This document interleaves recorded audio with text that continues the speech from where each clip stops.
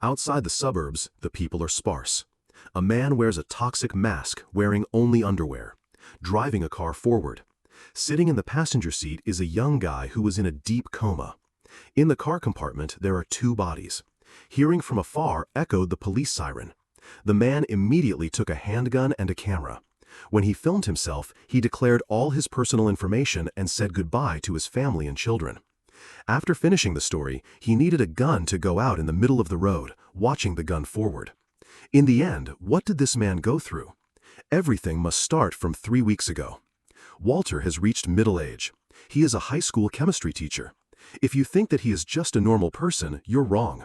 Walter has had an extremely impressive past. Not only did he win an outstanding prize contributing to Nobel research, but he was also the lead researcher studying the crystalline radiation effect. In his prime, he was a legend in chemistry. Unfortunately, despite such achievements, he became a high school teacher, but there was definitely hidden love inside. His wife Skylar is a meticulous accountant who is pregnant with their second baby. Their eldest son, Walter Jr., was a mere boy, because since childhood he had cerebral palsy. So his legs didn't work well, and his speech is not fluent. Today is Walter's 50th birthday. Early in the morning, Skylar prepared a hearty meal. From the conversation of the three people, it can be seen that although they were not rich, their days were still extremely happy. After breakfast, Walter drove Walter Jr. to school because the father and son studied at the same high school. On the podium, Walter is extremely serious teaching. Unfortunately, not all students respected him. There are rebellious students in the classroom. Until Walter pointed out the name, one did not volunteer to return to his seat. When the second baby is born, it also means increased financial pressure. To earn money for the children, in his free time, he works as a cashier at the car wash. Today, the car wash owner left Walter to handle everything. He encountered a rich student washing his car. Naturally, having to hear a few insults is inevitable. In the evening, he dragged his tired body home. Unexpectedly, his wife held him a surprise birthday party. Originally, the main character must be Walter, but the spotlight was easily taken by his brother-in-law Hank. Hank is an investigator for the DEA, Drug Enforcement Administration of America. He proudly tells everyone about his heroic victory. It turned out that he had just seized meth worth $100,000. As soon as she finished listening, Walter widened his eyes. Even if you worked a lifetime, he cannot make so much money. Hank told Walter, as long as you want. The next action could open his eyes. This action of Hank seemed designed to provoke him. The next day, Walter still came to wash cars as usual. Suddenly, his chest hurt badly. Then he fell to the ground fainting. When he woke up, he was on an ambulance. After going to the hospital, Walter had a full-body test. The result was like a bolt from the blue. Walter finished listening, his mind went blank. He has lung cancer, and it is in the final stage. There isn't even an opportunity for surgery. Walter returned to the car wash shop. The boss is a typical exploiter. Even a rabbit gets angry and bites. This time, Walter could not help it anymore. He immediately snapped on the spot. After a scolding, he was fired by the boss. He worried his remaining time was not much. In addition, the money for the children isn't enough. A large plan germinated in his mind. The next day, when it was not completely bright, Walter contacted Hank saying that he wanted to go to the raid scene with him. This raid was on a small building. The team lead started the action. Walter sat in the police car. Shortly thereafter, the meth dealer Emilio's bunch was caught. Another criminal stuffed himself out the window to flee. This scene was seen by Walter. Walter recognized that meth dealer. It was Jesse, the rebellious student he used to teach. But Walter did not point out Jesse to the police. On the contrary, he helped him escape the scene. That evening, Walter used the student directory to find Jesse's house. Jesse thought he had come to report him. Unexpectedly, Walter came to propose a partnership. Walter possesses a wealth of chemical knowledge, but lacks practical experience manufacturing meth. As long as he partners with Jesse, everything will go smoothly. After hearing Walter's sincere request, Jesse couldn't believe it. In his impression, Walter was the gardener nurturing future sprouts. Although Jesse wanted to refuse Walter, he had no other choice. If he refused Walter, he would surely end up in prison.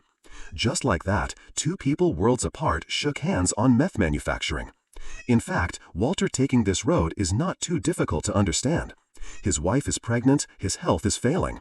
Now, the pillar like him isn't sure how long it can hold. Only doing this can he earn large amounts of money in the shortest time. Walter took advantage of his position, easily gaining chemical tools from the school's laboratory. After that, he drove them to Jesse's house.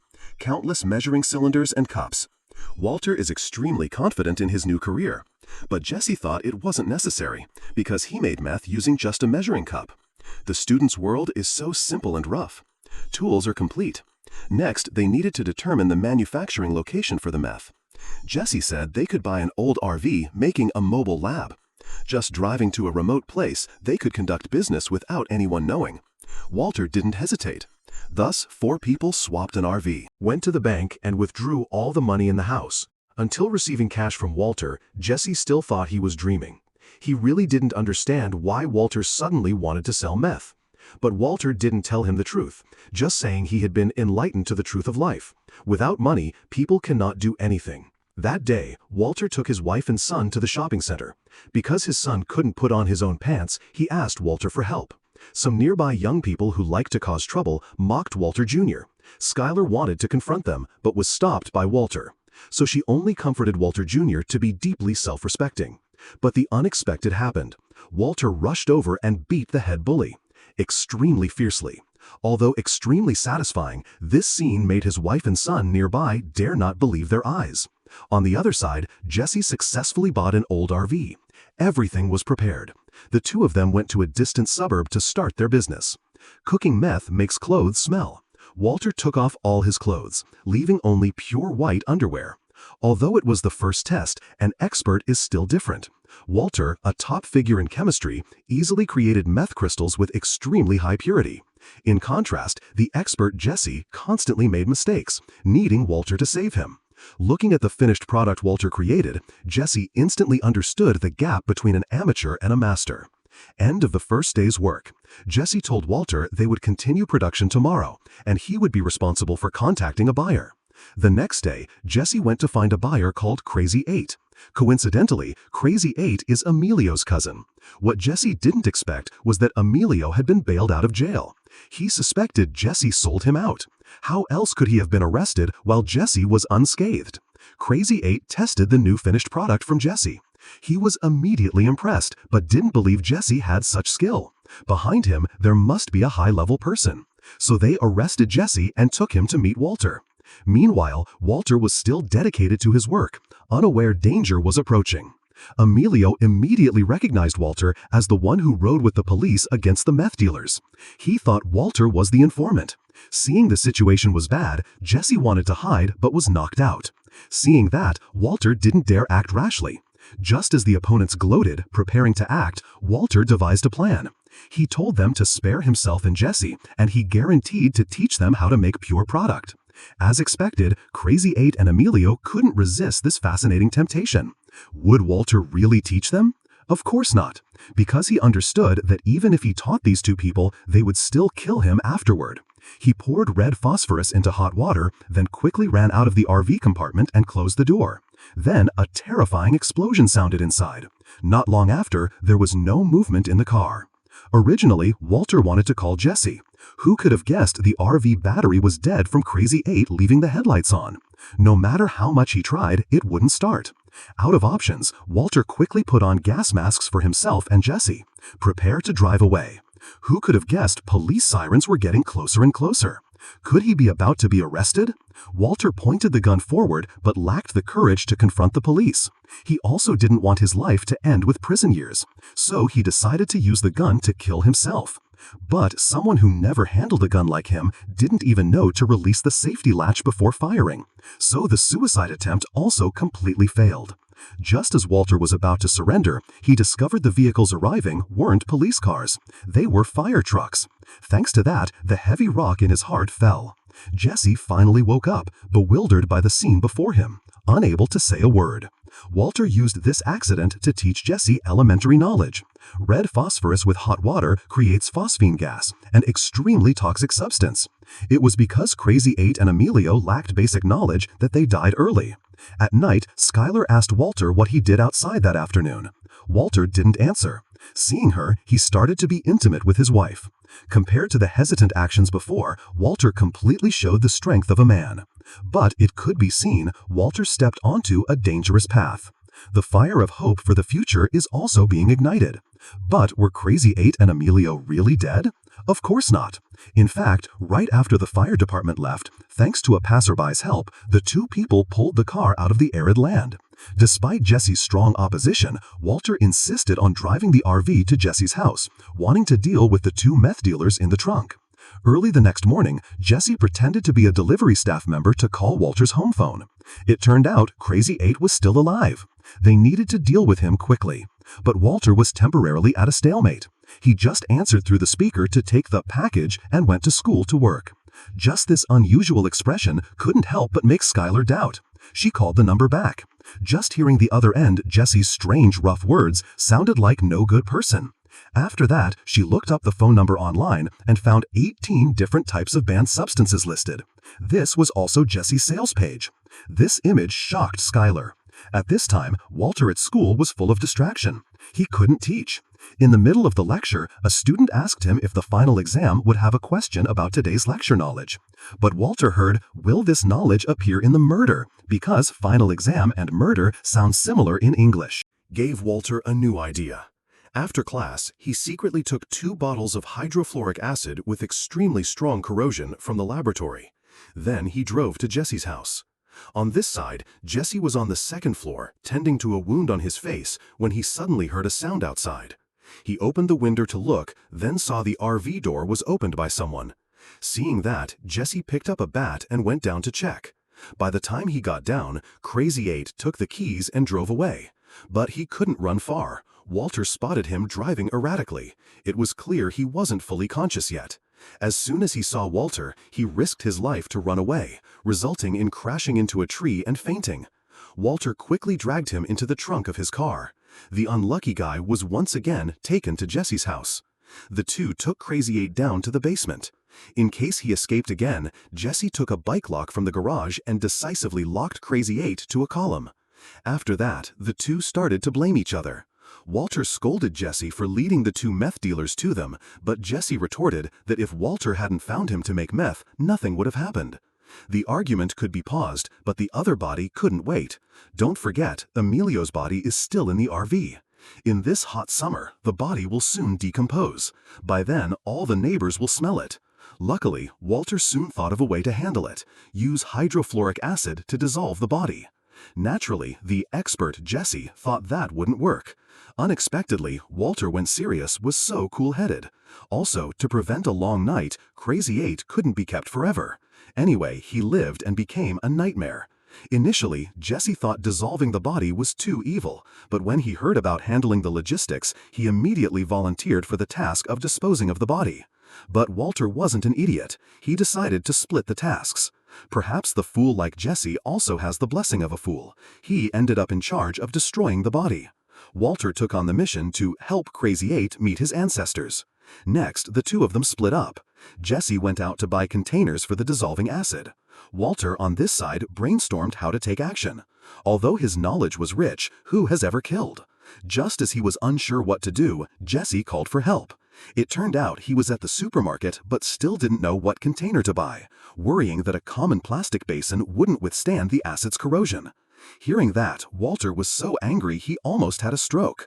But he couldn't help but teach basic knowledge to this idiot Jesse. Hydrofluoric acid can dissolve a body, but it doesn't decompose materials made from polypropylene. Jesse asked Walter how he planned to kill Crazy 8. Walter hadn't thought of a way yet and spoke vaguely. Hearing the professional expert's words, Jesse started choosing containers in the supermarket. Looking at a sky blue storage bin, it could certainly fit an adult. Walter found in a drawer countless tools that could be used for murder: knives, a hammer, even a gun. But Walter didn't choose these things. He looked at a plastic bag used for homing guns. While Crazy 8 was still not awake, he wanted to suffocate him, an unequal contest against heaven. Crazy 8 woke up, and Walter was so scared he ran. Crazy 8 just asked Walter for water. After that, Walter not only brought 2 water bottles, but also brought him a sandwich. Even a bedpan was prepared, showing humanity. The two talked for a while, but besides learning Crazy 8 eats sandwiches without the crust, Walter didn't harvest any useful news. He still couldn't go through with it. Walter felt pressure like a mountain. Unable to hold back anymore, he picked up some marijuana in Jesse's room, first using paper to roll it. then naturally used the gas stove to light it. He acted seamlessly, not nervous at all. Jesse came home, surprised by the scene. Partnering on meth was unbelievable, but now he dares to smoke weed. Walter thought Jesse bought the bin back. Who could have guessed he came back empty-handed?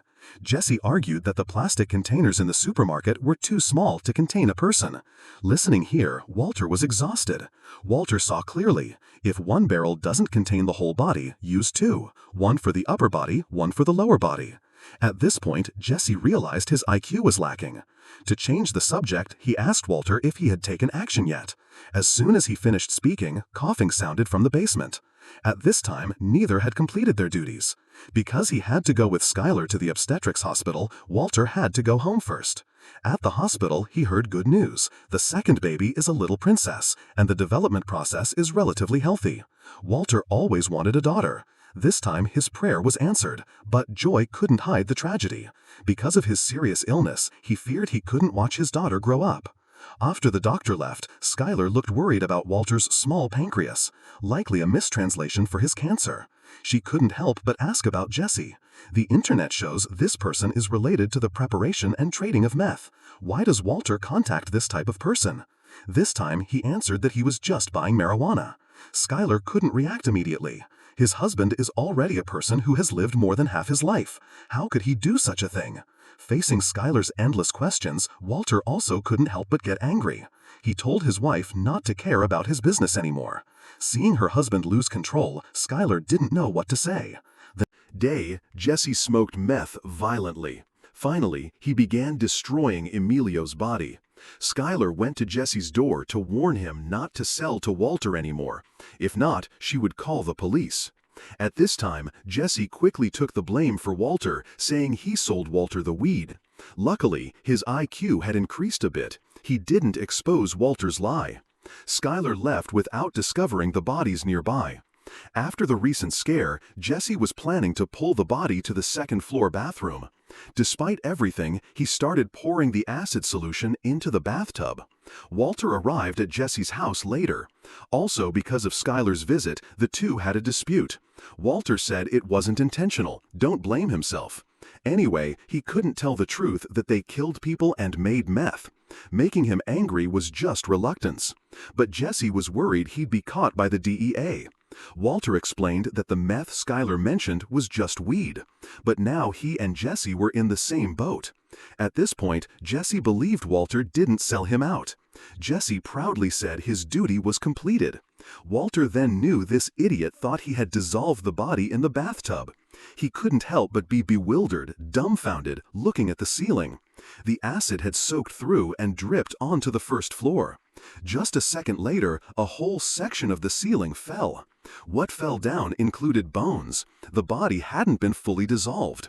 It turned out hydrofluoric acid dissolves everything but ceramics. Jesse and Walter couldn't help but start cleaning. This scene couldn't help but remind Walter of many years ago when he and his ex-girlfriend discussed the elements constituting the human body. At that time, he was still a passionate guy, different from his current depression. After cleaning, Walter poured all the bloody water into the toilet. After that, the two went to the garden to wash off. Done, Jesse seemed burdened and hid in the toilet, using a large amount of meth Walter created. Walter, on this side, went down to the basement to handle Crazy 8's waste. Seeing Walter seemingly unable to kill, Crazy 8 provoked him. Either release him or kill him comfortably. Unfortunately, Walter didn't fall for this trick. But when he left, Crazy 8 called his name. This took Walter by surprise. Not only that, he also knew the relationship between Walter and Jesse. Similarly, he knew details about Walter's family. It turned out Jesse, being stupid and brainless, had revealed all the information to Crazy 8 earlier. Naturally, Walter called Jesse to come down. Seeing Jesse didn't open the door, he not only kicked the toilet door, but also hit Jesse so hard he fell into the toilet. Jesse quickly reached out, grabbed the meth, and threw it out the window. Then he sped out, preparing to take the meth and run away. Walter was so angry with Jesse.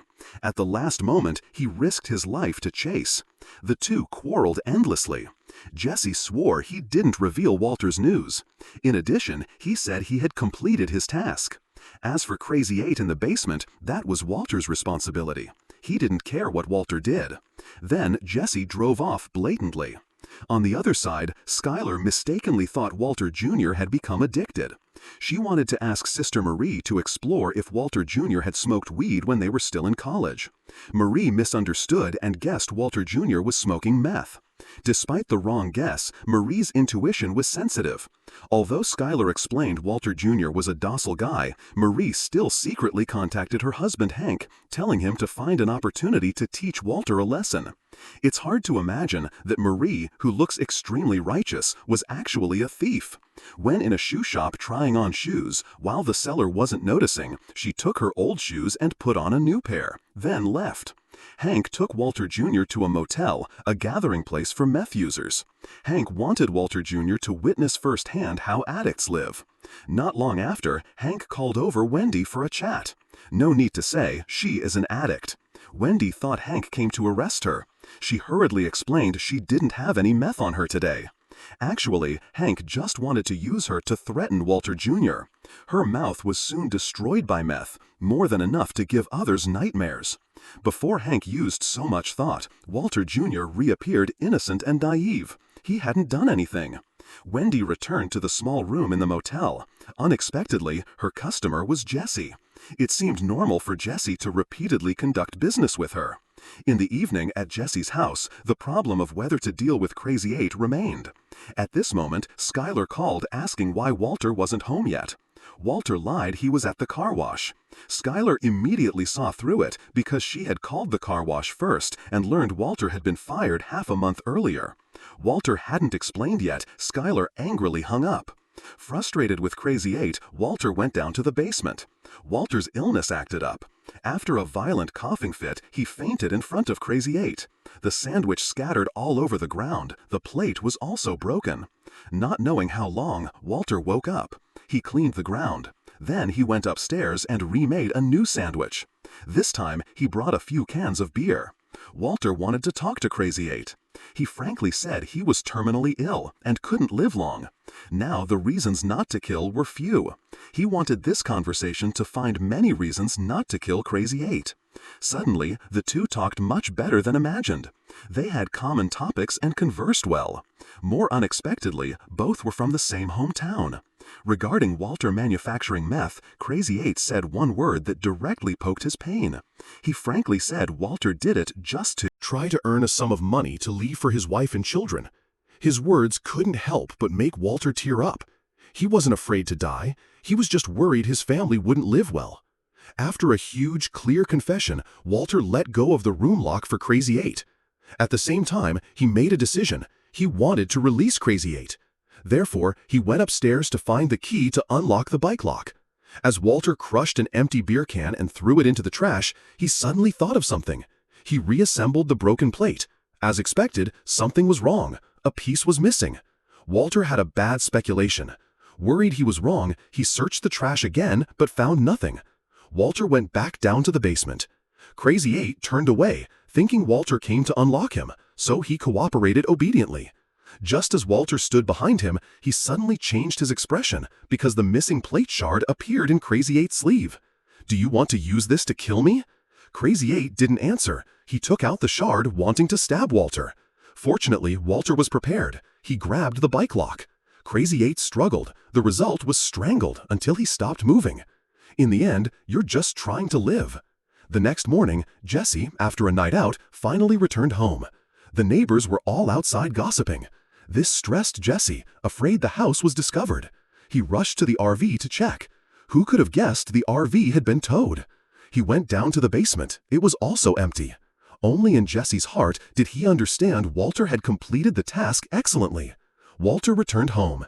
Too many things had happened these days. Seeing Skylar sitting on the bed heartbroken, he had to tell his wife the truth about his cancer. Hearing this news, Skylar also had the mind to ask him why he didn't come back all night. Hank received a notification. He led people to the suburbs and discovered Crazy 8's car. There was also the toxic mask Walter left behind. Surprisingly, Crazy 8 was the one who informed the DEA about the meth operation. After a meticulous investigation, Hank found a bag of meth crystals in the car, the thing Walter had made initially. Through testing, the purity was up to 99.1%. This made Hank realize this town also hid a master meth cook. At this time, no one knew that player was none other than Walter White. On the weekend, the whole family gathered together. Everyone spoke happily to cheer Walter and build his confidence. Hank also told the story of how he pursued Marie that year. He also asked Walter to share the love story with his wife. But Skylar beside him heard and burst into tears. She wanted to announce Walter's illness today, but couldn't open her mouth. In the end, Walter said it himself. The news hit like a bolt from the blue. Everyone had no psychological preparation.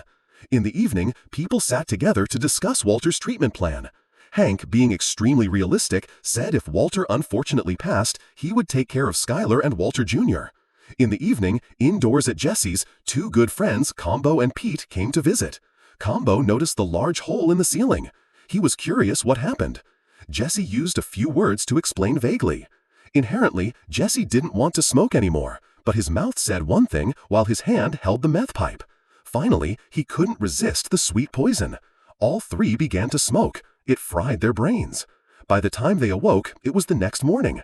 Combo and Pete had also gone. At this moment, Jesse suddenly saw two assassins on motorbikes outside. One man holding a knife, another following. Someone full of killing intent looking for enemies. But it was all Jesse's hallucination from smoking meth hit. There were no assassins, just two people distributing leaflets. On this side, Walter and Skylar contacted the best cancer expert. But the immediate problem was money. Just the consultation fee cost $5,000. For a family like Walter's, this was not a small amount. Skylar said he didn't need to worry. She had a way to solve this money. But unexpectedly, Walter said he could advance it. Then he sneaked into the room and opened the air vent on the wall. Of course, there was black money there. Clearly, the nursing cost was just to fool Skylar.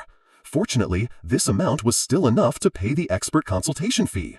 Surely many are curious where this money came from.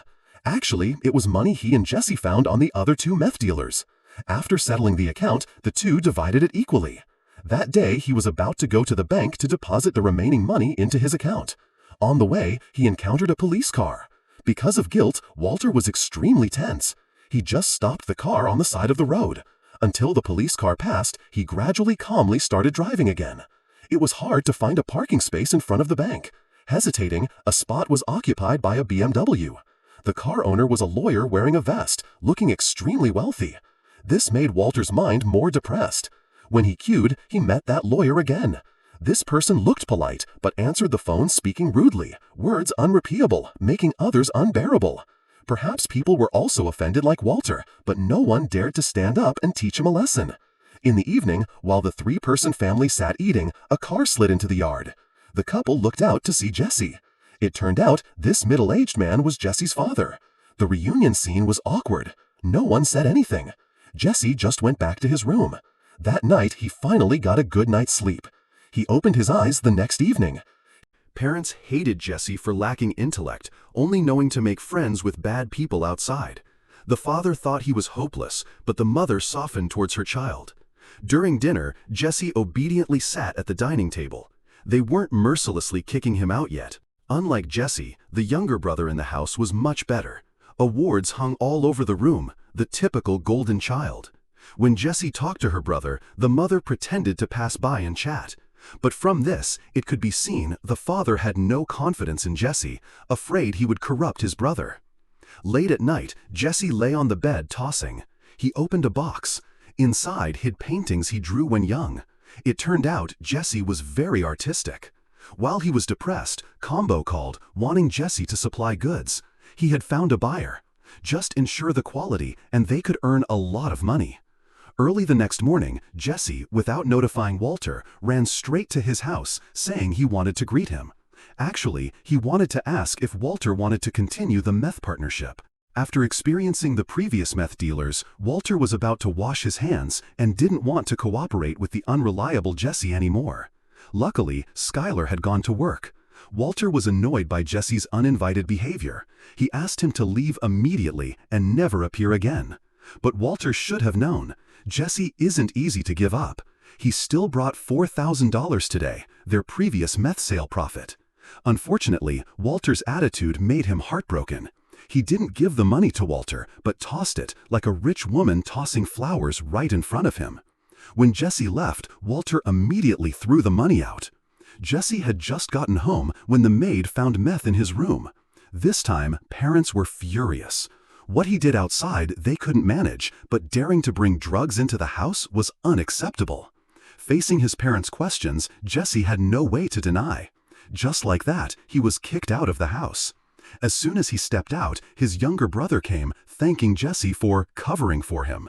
It turned out the meth belonged to this seemingly obedient younger brother. Afraid of punishment, the boy blatantly blamed his beloved brother. The younger brother wanted to get the meth back, but Jesse threw it straight to the ground and stepped on it mercilessly. "Only throw this junk away." Then he left. Although no big damage, the humiliation was immense. That day, Walter finally met the cancer consultants. Unfortunately, his situation was worse than imagined. Cancer cells had begun to spread. But the experts still didn't give up. He wanted Walter to do chemotherapy actively. There might still be hope of survival. But this also meant Walter needed to prepare well. Chemotherapy greatly affects health, with countless side effects. Not only that, chemotherapy would also cost up to $90,000. The Walter family must prepare well. Skylar used all means to comfort Walter, encouraging him to bravely undergo radiation. He could overcome this evil disease. She planned to take Walter next week to the hospital to start therapy. But what Walter worried most was the cost. If he had to pay $90,000 and then passed away, his wife would bear huge debt. Walter said he also wanted to live, but he understood the reality. Walter Jr. is still just a kid. He couldn't understand his father's suffering. Seeing Walter insist on no treatment, he angrily said his father was a coward. Although Walter knew it was just his son's anger, he couldn't help but be upset. When he was leaving the hospital, he saw the lawyer from that day. This time, he finally vented all his anger. When the lawyer went into a convenience store, Walter went straight to his car, reached under the hood, and after a series of manipulations, the car immediately smoked.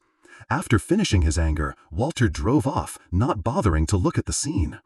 Jesse quarreled with Walter, and after that, his parents kicked him out. But he still didn't collapse. He was determined to remake his life. Early in the morning, he went to apply for jobs everywhere, but nowhere accepted him. He was hired to distribute leaflets. Jesse's self-respect was deeply hurt. Jesse happened to discover the advertiser on the curb was his friend Skinny Pete. Two close friends talked about meth. Skinny Pete hoped he could go back to his old job. But Jesse understood. Now to make real money, they had to rely on the quality of Walter's product. Besides, he had just quarreled with Walter. If only based on himself, he couldn't get far. In the end, Jesse rejected Skinny Pete's offer. When getting in the car, looking at the job advertisement in hand, Jesse saw the reality of society. Ultimately, he got out of the car to find Skinny Pete. Walter went to an old friend's birthday party. After greeting his friends, he visited Elliot's property. Looking at the luxurious and tasteful decoration, Walter couldn't help but feel disappointed. That year, they started from the same point. Now it was like heaven and earth. After going out of the room, Walter saw Skylar saying something to Elliot. When he was about to leave, he was pulled over by a classmate introducing him to new friends. When asked about his current job, to hide the truth, Walter just raised his glass of red wine. Clearly, in this party, Walter and his wife couldn't integrate, so the awkwardness happening was understandable. During the gift-giving, others gave expensive, noble items. Walter and his wife only gave a bag of ramen noodles. Luckily, Elliot's EQ was high. He quickly understood Walter's intention. He told everyone that year, in college, when he couldn't keep up with thesis progress, Elliot and Walter ate ramen for a month. Although just a bag of noodles, it contained priceless meaning. Elliot and Walter then talked about college days. The atmosphere was harmonious.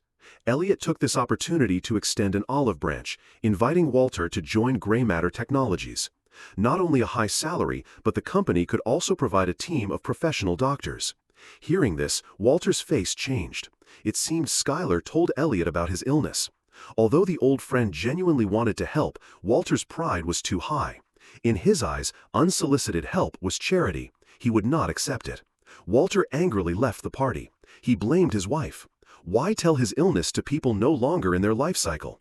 Skylar argued that people help each other when in difficulty.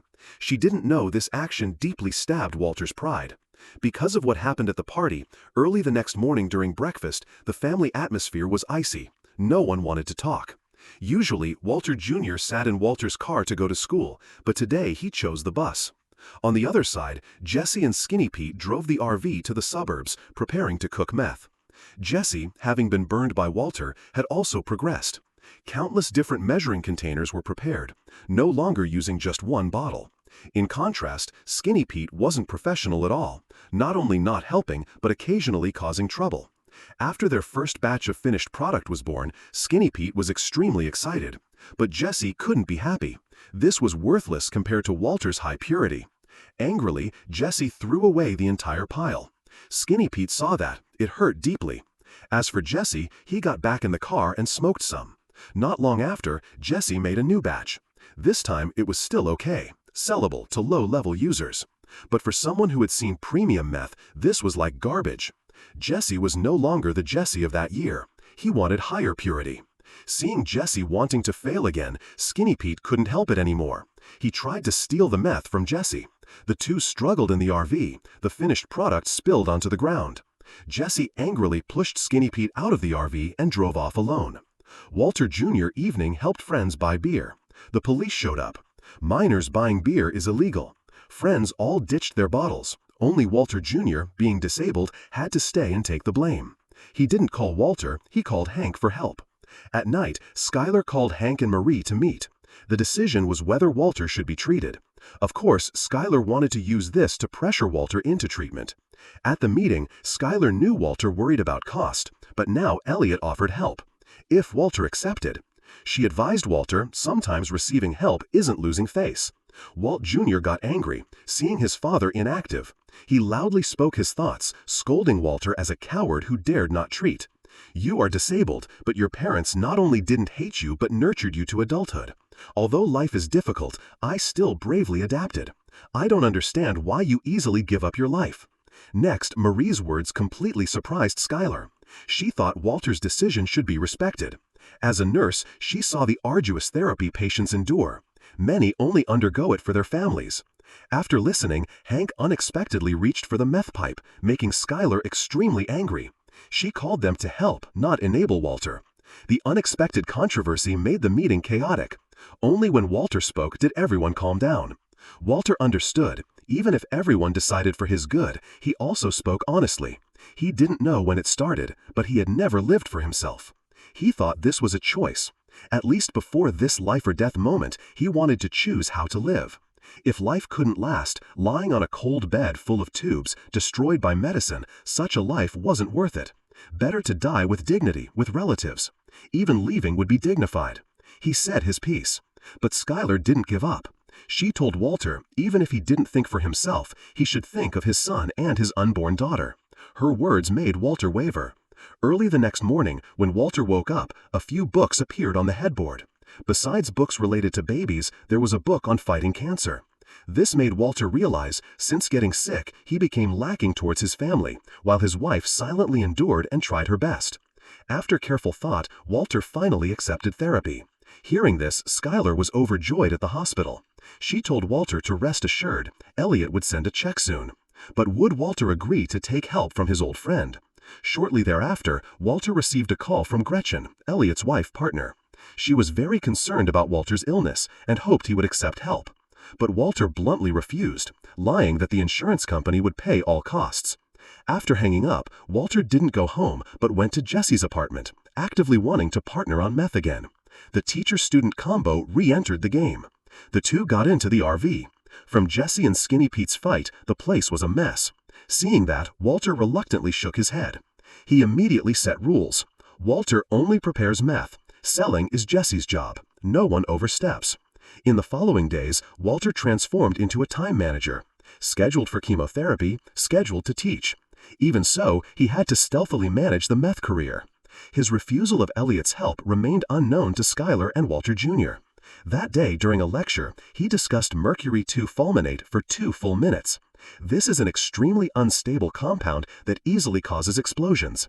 It can only exist in crystalline form when dry. It is very sensitive to shock, dampness, or friction. In short, it easily creates explosive reactions. While speaking, Walter felt nausea and ran to the toilet. Chemotherapy side effects were manifesting. The school janitor, Hugo, just cleaned up and wished Walter well. Truly, good people are rare. Skylar sometimes took Walter to psychological. During this time, Walter saying to help him vent sadness, but essentially wanting to solve her own problem. During this time, Walter was always mysterious, occasionally running out. Communication between the couple became meager, making Walter feel the marital affection grow distant. He felt resentment. Sex? Of course not. Walter just lied that after waking up, he wanted quiet alone time walking in nature. Walter has cancer. Everyone around knows except naive Jesse. Until one day, Walter alone stifling in the RV cooking meth, his body couldn't resist anymore. Thanks to Jesse, he got out to sit in a chair. Seeing his flushed state, Jesse gave him a cooling physical. But he accidentally saw red spots on Walter's chest. Jesse instantly understood. His aunt died of cancer, so he knew those spots were from chemotherapy. Walter hiding it made him angry. But now everything was clear. Walter partnering with him was all to make money fast. Later, Walter's body was extremely weak. He could hardly finish the work. The business was crucial. Jesse ran an evening errand, successfully selling one bag. The next day, Jesse used money to buy Walter a mobile phone for convenience, then proudly gave Walter his cut. But Walter couldn't be happy. He hated Jesse's low efficiency. They made 16 bags total. At Jesse's speed, it would take forever to sell. Walter wanted bulk sales, meaning selling to a distributor. But this wasn't simple. The meth world has hierarchies. Normally, Jesse could only contact low-level addicts. Arbitrarily finding a distributor would likely get them killed. On the other side, Hank discovered a symbol on the gas mask from the desert. It had the high school's logo where Walter taught. So he took the mask to investigate the school.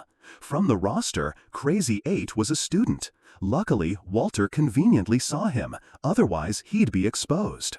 After checking, Hank determined the lab was missing many utensils. He asked Walter if anyone else had lab keys. But at that moment, Walter's phone rang, Jesse calling about negotiating with a distributor, Tuco. Walter deliberately showed calm, urging Jesse to act bravely. Luckily, this action wasn't suspicious. He warned Walter to be careful, not to get them involved. Seeing Walter's resolute attitude, Jesse compromised. But could he just trade meth with strangers? He needed a mutual acquaintance as security.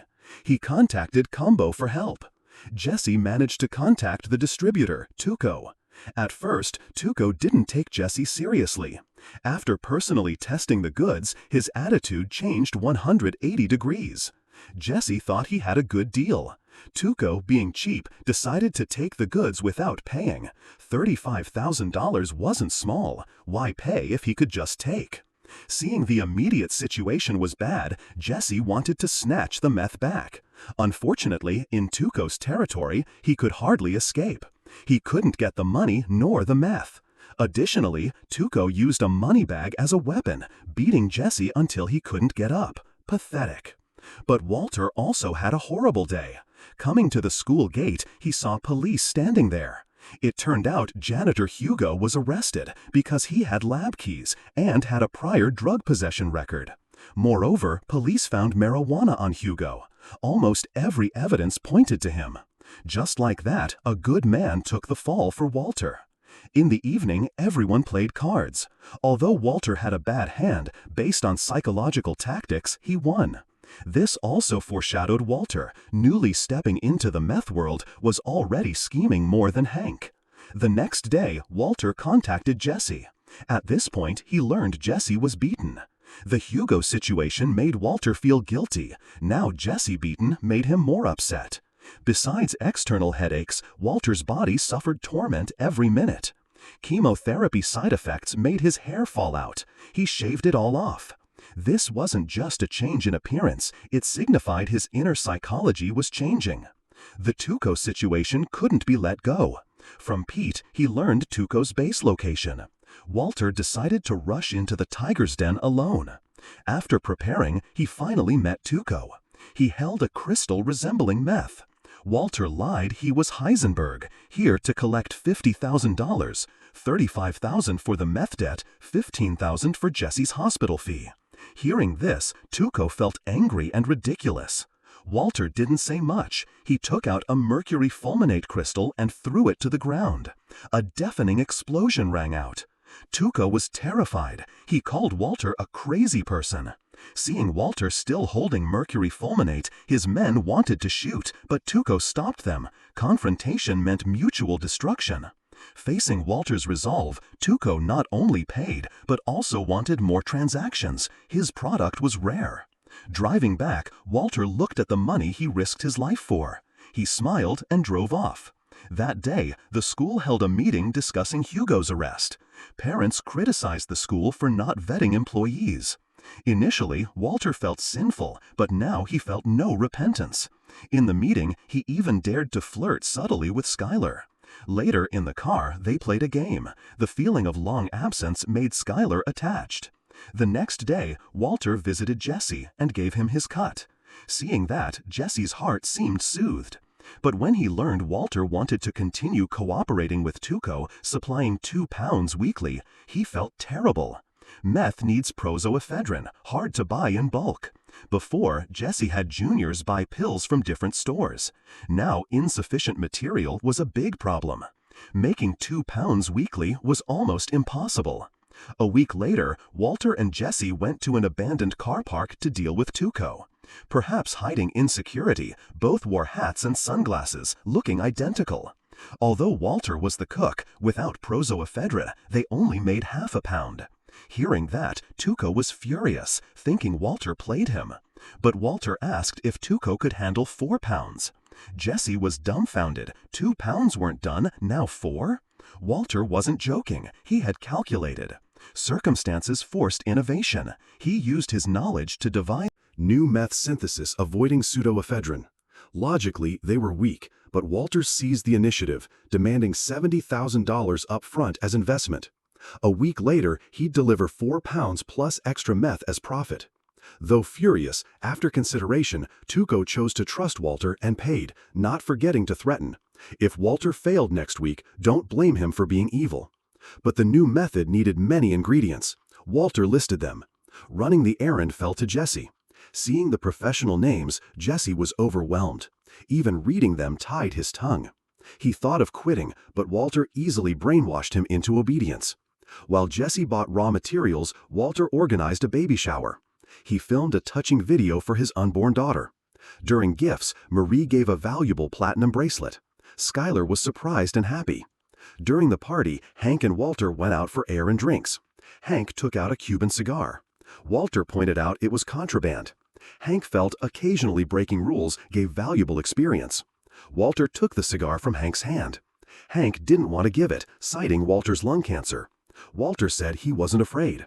Hank compromised. The topic drifted. Walter asked about the line between legal and illegal. Take this liquor bottle. In the 1930s, it was illegal. Maybe someday meth would be legal. Hank disagreed. Some things legalized are mistakes. Meth was once legal, easily bought at pharmacies. Thankfully banned now. Gauging Hank's attitude, Walter said no more. At the party's end, Skylar and Walter discussed gifts. She thought Marie's platinum jewelry, while expensive, was flashy and impractical. Better to sell it for baby formula. Walter said his wife should decide. They discussed supportive therapy. Native American sweat lodges reportedly helped lung cancer patients. Skylar unconditionally agreed. Soon the weekend came. Jesse met Walter. The crucial material, methylamine, wasn't bought. It couldn't be bought on the open market, only stolen. A chemical supplier wanted $10,000 theft fee. Walter decided to act himself. Using available chemicals, he easily created thermite to unlock the warehouse.